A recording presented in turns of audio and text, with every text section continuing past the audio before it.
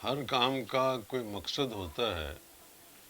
ہمیں یہ بتایا جائے کہ روزہ رکھنے کا مقصد کیا ہے. بہت اچھا سوال کیا. الحمدللہ رب العالمین والصلاة والسلام علی سید المرسلین اما بعد. اللہ تعالیٰ نے قرآن پاک میں ارشاد فرمایا کہ اے ایمان والو، تم پر روزے رکھنا فرض قرار دیا گیا لعلکم تتقون، تاکہ تم متقی بن جاؤ، تقوی اختیار کرو. روزے کا اولین مقصد تقوی اختیار کرنا ہے. تقوی کا معنی بچاؤ ہوتا ہے، اپنے آپ کو جہنم کی آگ سے بچانا، دنیا کی رسوائی سے بچانا. یہ روزے کے مقاصد میں شامل ہے. میں ذرا تفصیل سے اس کی وضاحت کرتا ہوں کہ ہر انسان میں 3 قسم کی خواہشات پائی جاتی ہیں.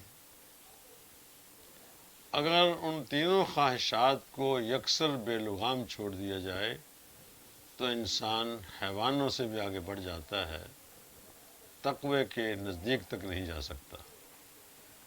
اور اگر ان تینوں خواہشات کو یکسر دبا دیا جائے تو انسان کی صلاحیتیں پنپ نہیں سکتی. وہ خواہشات کیا ہیں؟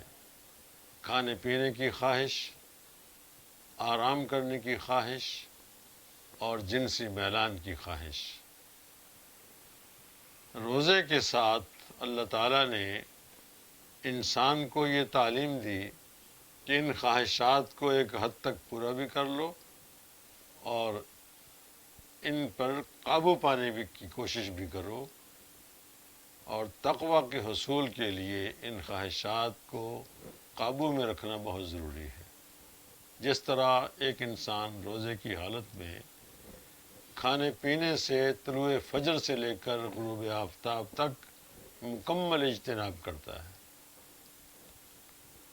اور غروب آفتاب کے بعد اسے کھانے پینے کی اجازت ہے حتیٰ کہ فجر طلوع ہو جائے. اس طرح اس نے معاف کیجیے، اس طرح انسان نے کھانے پینے کی خواہش بھی پوری کر لی اور اس پر کچھ کنٹرول بھی کر لیا، اور تقوی حاصل کرنے میں آسانی پیدا ہو گئی. ایسے ہی راحت و آرام کی خواہش انسان کی طبیعت میں شامل ہے، مگر وہ سحری کھانے کے لیے وقت سے پہلے اٹھتا ہے اور رات کو جلدی سونے کی بجائے دیر تک تراویح کی نماز پڑھنے کی وجہ سے اسے جاگنا پڑتا ہے. اس طرح کسی حد تک اس نے اپنا آرام بھی کر لیا اور اس آرام کو چھوڑ کر اللہ کی عبادت بھی کر لی، اعتدال کی راہ اختیار کی، تقوی کے قریب ہو گیا. اور تیسری خواہش جنسی میلان کی ہے.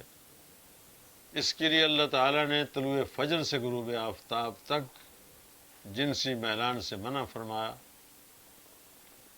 اور غروب آفتاب سے لے کر طلوع فجر تک پہلے اجازت نہیں تھی، بعد میں اللہ تعالیٰ نے اجازت دے دی. فرمایا الآن باشروہن، طلوع فجر تک غروب آفتاب سے تم اپنی یہ خواہش بھی پوری کر سکتے ہو. گویا کہ ان تینوں خواہشات کو اعتدال پر لانے اور تقوی حاصل کرنے میں روزے نے اہم کردار ادا کیا ہے.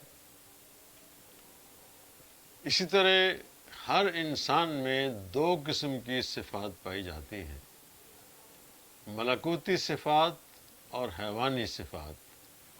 ملکوتی صفات کا مطلب یہ ہے کہ فرشتوں کی سی صفات. فرشتوں کی صفت کیا ہے؟ اللہ کی عبادت، اللہ کا ذکر. ان کی نہ بھوک کی طلب ہے، نہ انہیں آرام کی ضرورت ہے. ان کا اوڑھنا بچھانا اللہ کی عبادت ہے. انسان عبادت بھی کرتا ہے، کھاتا پیتا بھی ہے، راحت و آرام بھی کرتا ہے. روزے کے ذریعے اللہ تعالیٰ انسان کی ملکوتی صفات کو حیوانی صفات پر غالب کرنا چاہتا ہے۔ حیوانی صفات کھانا پینا ہے، تو انسان روزے کی وجہ سے اپنی اس خواہش پر کنٹرول کرتا ہے اور مقررہ وقت کے بعد کھانے پینے کی اجازت ہو جاتی ہے، یعنی اپنی خواہش بھی پوری کرتا ہے اور اللہ کی عبادت بھی کرتا ہے۔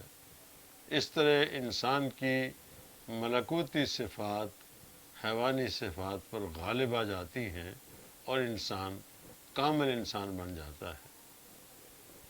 اور سب سے بڑی بات جو اللہ تعالیٰ نے روزے کی فرضیت کے ساتھ قرآن پاک میں بیان فرمائی، تم پر روزہ اس لیے فرض کیا گیا لعلکم تتقون، تاکہ تم متقی بن جاؤ، پرہیزگار بن جاؤ۔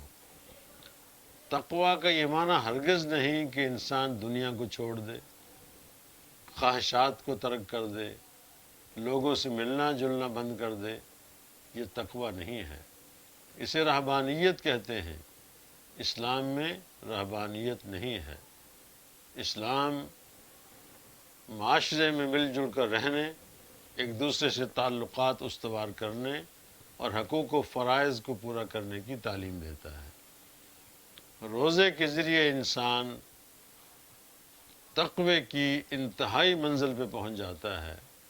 اس کے دل میں یہ خیال آتا ہے کہ جس رب نے مجھے پیدا کیا ہے، مجھے روزہ رکھنے کی توفیق دی ہے، اس نے مجھے دوسروں کے ساتھ بھلائی کرنے، خیر کی بات کرنے کی تعلیم بھی دی ہے۔ تقویٰ یہ ہے کہ انسان اللہ کے حقوق بھی پورے کرے اور بندوں کے حقوق بھی پورے کرے۔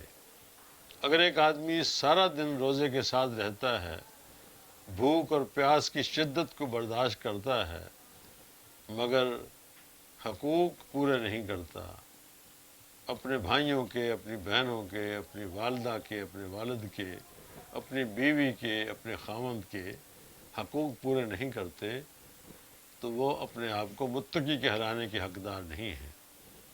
روزہ ایک ایسی عبادت ہے جس کے ساتھ انسان میں تقویٰ کی صلاحیت پیدا ہوتی ہے اور اللہ کا خوف دل میں پیدا ہوتا ہے، جس کے نتیجے میں انسان کامیاب ہوتا ہے۔ لہٰذا ہم یہ کہہ سکتے ہیں کہ روزے کے اولین مقاصد میں سے بڑا مقصد تقویٰ حاصل کرنا ہے۔ جس نے روزہ رکھ کے تقویٰ حاصل نہیں کیا، اس کے بھوکے اور پیاسے رہنے کی اللہ کو کوئی ضرورت نہیں ہے۔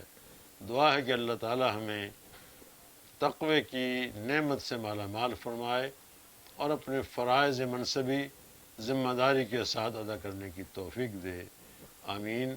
وآخر دعوانا الحمدللہ رب العالمین۔